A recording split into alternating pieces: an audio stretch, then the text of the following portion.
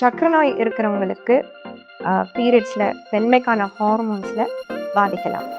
இந்த மாதிரி எடை ஜாஸ்தியாக இருந்து பாலிசிஸ்டிக் ஓவரி சிண்ட்ரோம் இருக்கிற பெண்களுக்கு மலட்டுத்தன்மை அதிகமாகலாம். அதாவது ப்ரெக்னென்ட் ஆகிறதுக்கான சான்சஸ் வந்து கம்மியாக இருக்கலாம்.